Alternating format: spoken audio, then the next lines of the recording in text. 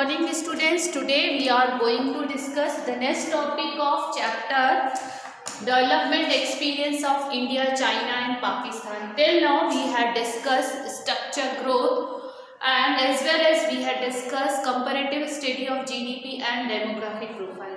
Today we are going to discuss what is the comparative study of human development.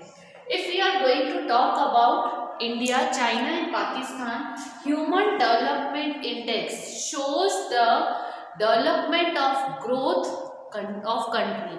It means it shows the GDP growth and development of a country. If it will be the higher, you can see very easily. According to this data, in China the Human Development Index that is 0.758, whereas in India that is 0.647 and in Pakistan that is 0.560.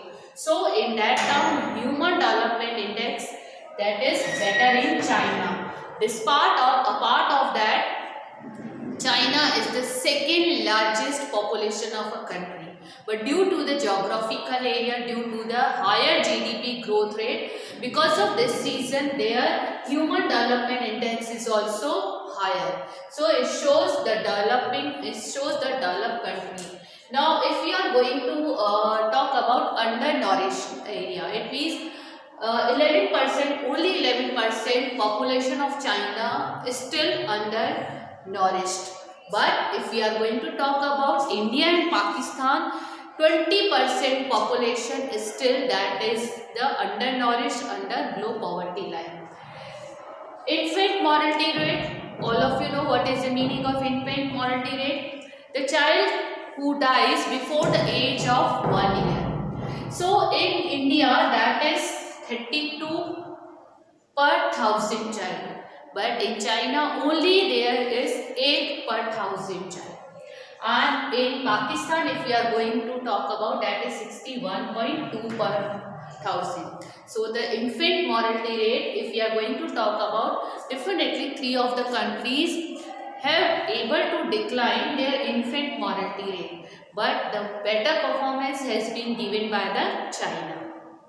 Although in India it has been declining, but as much as we are going to talk about China is able to declining their infant mortality rate till 8 per thousand.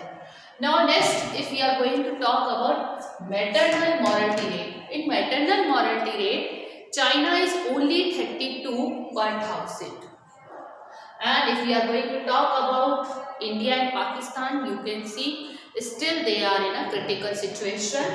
India is still 174 per thousand and Pakistan that is 178 per thousand. Clear? Now improved sanitation level. Definitely sanitation level has been improved, but if we are going to compare about 3 of the countries, you can see very easily 76.5% population able to improve their sanitation level, whereas in India only 39.6, and you can see in Pakistan that is 63.5% population are able to increase their sanitation level.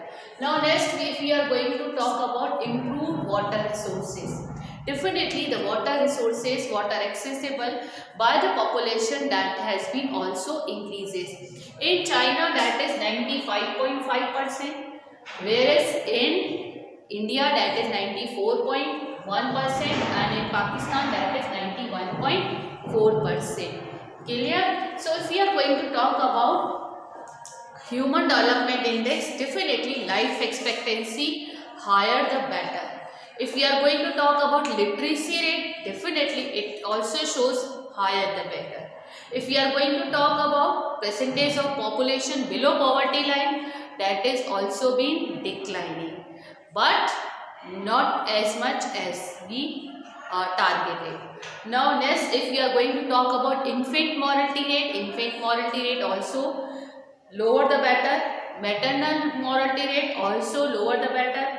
Percentage of population having access to improved water resources, definitely it becomes higher. You can see 95.5, 94.1 and 91.4%. Clear?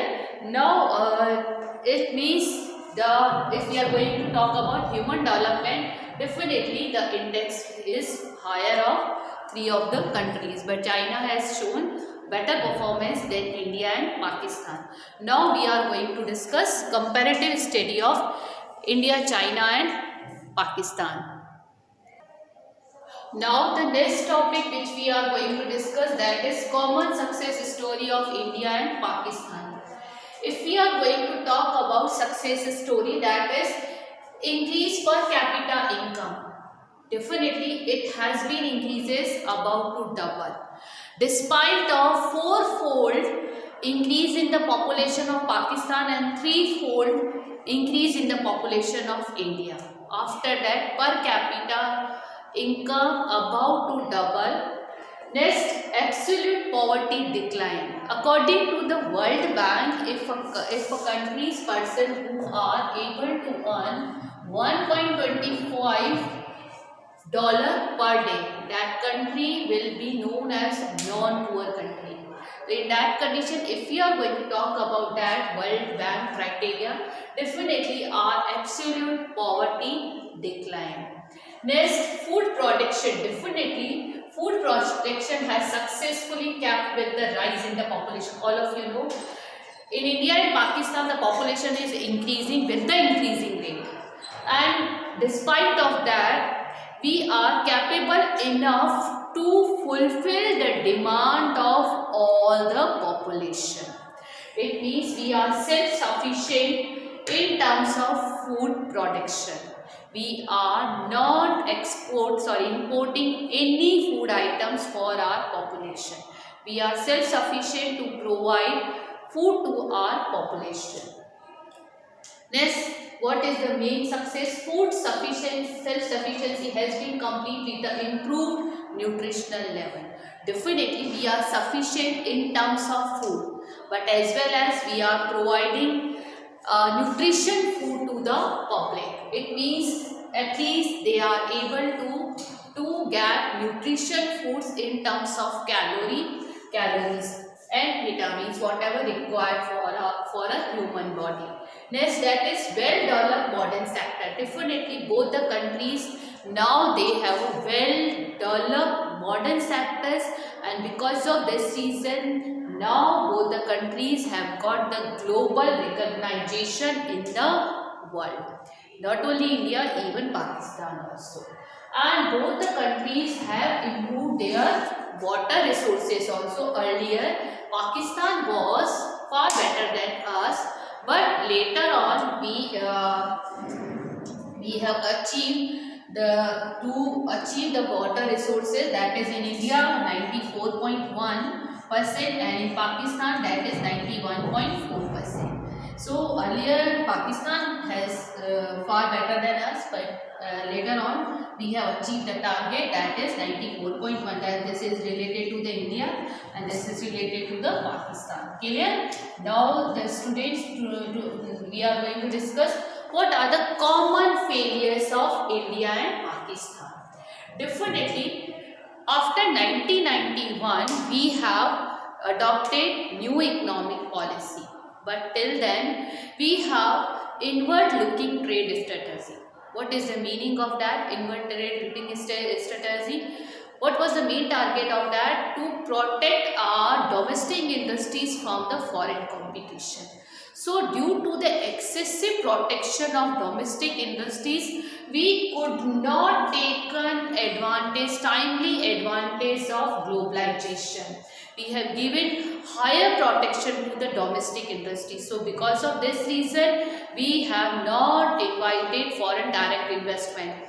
And due to this reason, we were not able to take the advantage of globalization. Whereas in China, they have given 100% FDI in their countries, or because of this reason, China could become the second largest world economy. Next, in India and Pakistan, always they are facing the problem of, first of all, political instability. Even till 1991, we have too much political pressures and control in our economy.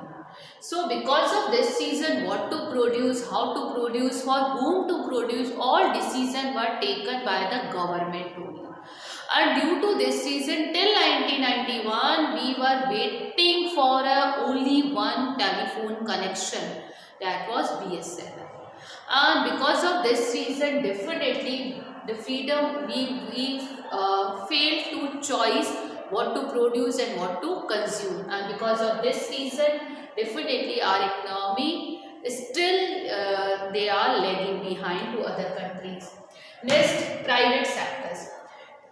Whatever the private sectors are available, they are believe in bribes, taking loan from financial institution and tax evasion. Because of this reason, also our economy could not rely on private sectors. As well as we have the higher fiscal deficit. It was around 7 to 8%. Higher fiscal deficit, it means higher the borrowings by the government. When government is taking borrowings from not only from the inside the country, from the rest of the world, definitely the ranking of the government, Indian government as well as Pakistan government, definitely the ranking in the international market has go down.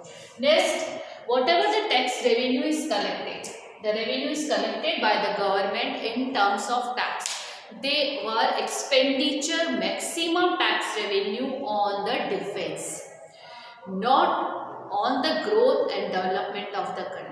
Maximum tax revenue, amount of tax revenue is spent on defense rather than expenditure on growth and development. Definitely which hampers the process of growth and development. As well as we have a deficient urban services. Still all of you know India and Pakistan, moreover they were dependent on the primary sector. But due to increase in the population, primary sector migrate from rural areas to urban areas. But despite of increasing the population of urban area as well as migrated population in urban area, the urban services were insufficient, deficit for all.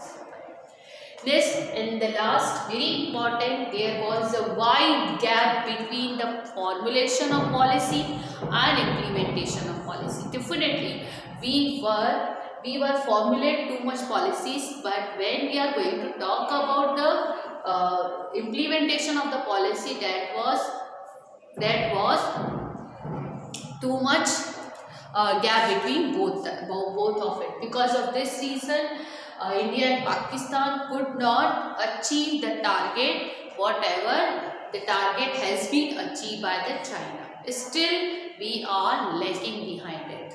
Clear? Now that is all for today. Thank you.